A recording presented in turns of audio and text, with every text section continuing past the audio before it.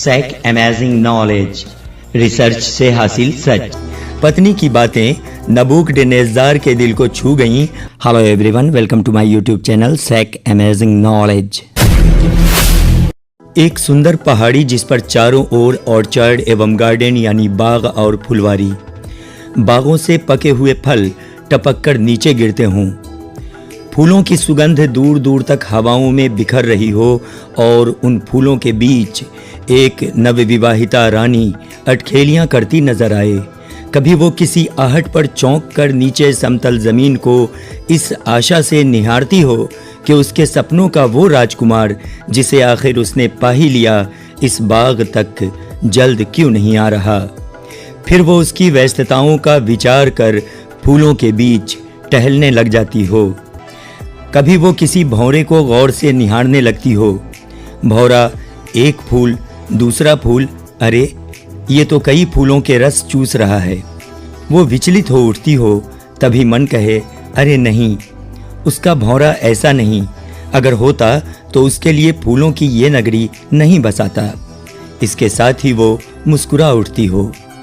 ये सपनों की दुनिया की बातें लग सकती हैं, इसकी सच्चाई पर शक भी किया जा सकता है, लेकिन इससे पूरी तरह इनकार नहीं किया जा सकता।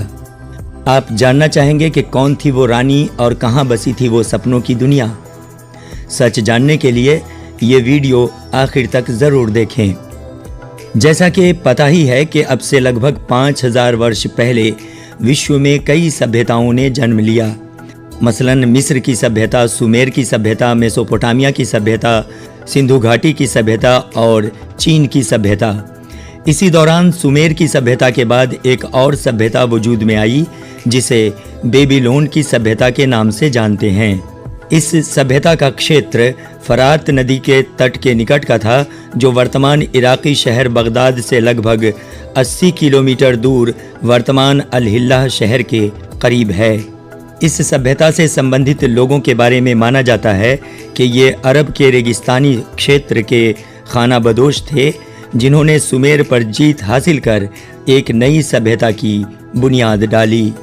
इस सभ्यता के जन्म का काल 2000 ईसा पूर्व माना जाता है। हम बात कर रहे थे उद्यान में टहल रही रानी की। रानी का नाम था अमाइटिस। वो हरे भरे सुंदर पहाड़ी क्षेत्र की रहने वाली थी। उस क्षेत्र में सुबह की शुरुआत चिड़ियों की चहकार, पहाड़ी झरनों के मीठे संगीत और शीतल हवाओं के जरिए होती थी। उसके निवास के चारों ओर हरियाली फैली रहती और एक समय ऐसा आया कि जब अमाइटिस को उसके सपनों का राजकुमार मिल ही गया। वो राजकुमार था बेबीलोनिया का राजा नबूकडनेस्जार द्वितीय, जिसका काल ईसा पूर्व लगभग 600 वर्ष माना जाता है।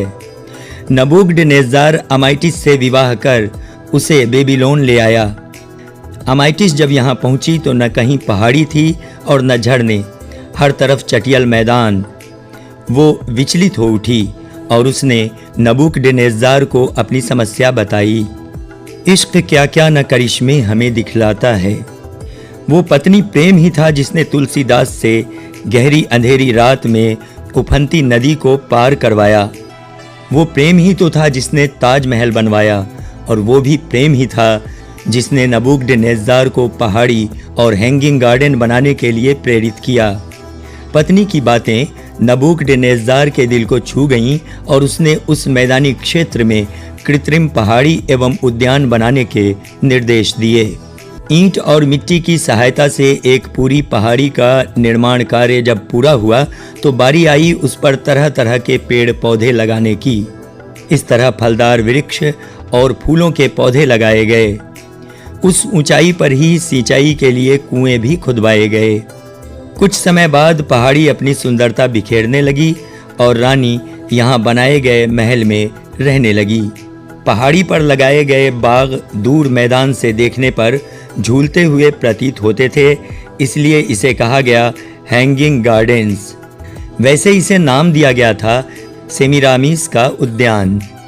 प्राचीन दुनिया के 7 आश्चर्यों में बेबीलोन के हैंगिंग गार्डन्स को दूसरा स्थान प्राप्त है। ये भव्य निर्माण राजा नबूकडनेस्जार द्वारा 600 वर्ष ईसा पूर्व कराया गया था। कृत्रिम रूप से बनाया गया ये बाग अत्यंत सुंदर था और माना जाता है कि ये 75 फीट की ऊंचाई पर स्थित था। एक ग्रीक इतिहासकार डायोडोरस सिकुलस के अनुसार ये उद्यान किले की सभी छतों पर 400 वर्ग फुट के दायरे में फैला हुआ था। महल या किले की दीवारें 80 फुट तक ऊंची थीं। बागों के बारे में 290 ईसा पूर्व डायोडोरस लिखता है कि ये बागीचा वर्ग के आकार का था। पहली शताब्दी में क्विंटस क्यूरियस रूफस भी ऐसी ही चर्चा करता है। उसी शताब्दी में स्ट्रैबो भी बाग का जिक्र करते हुए इसे 2 शताब्दी ईसा पूर्व भूकंप से बर्बाद होना बताता है। प्राचीन विश्व के जिन 7 आश्चर्यों की चर्चा की जाती है वे हैं गीज़ा के पिरामिड, बेबीलोन के हैंगिंग गार्डन्स, आर्टेमिस का मंदिर, ओलंपिया में ज़्यूस की प्रतिमा, मौसोलस का मकबरा, रोड्स की विशाल मूर्ति और एलेक्जेंड्रिया का लाइट हाउस। इनमें गीज़ा के पिरामिड के अलावा कोई भी निर्माण आज अस्तित्व में नहीं है। अस्तित्व विहीन एवं समकालीन दस्तावेजों में हैंगिंग गार्डन्स का जिक्र न होने से इस पर शंका भी उत्पन्न की जाती है। इसका कोई पुरातात्विक साक्ष्य ही नहीं मिलता। नबूकदनेस्जार की पत्नी अमाइटिस की भी कहीं चर्चा नहीं। नबूकदनेस्जार के काल की कई मिट्टी की तख्तियां मिली हैं, परंतु उनमें कहीं भी हैंगिंग गार्डन्स का जिक्र नहीं।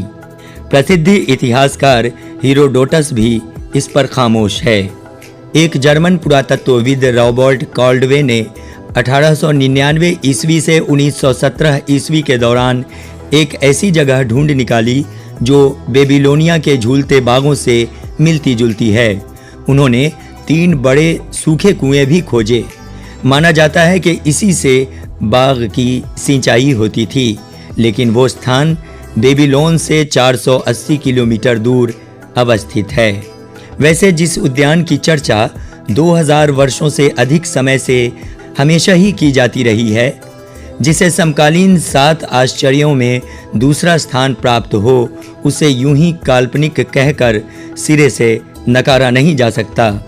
अनेक इतिहासकार और पुरातत्वविदों का कहना है कि चिन्हित स्थान पर पुरातात्विक सबूत हो सकते हैं, लेकिन उनका सुरक्षित रूप से खोला जाना असंभव लगता है।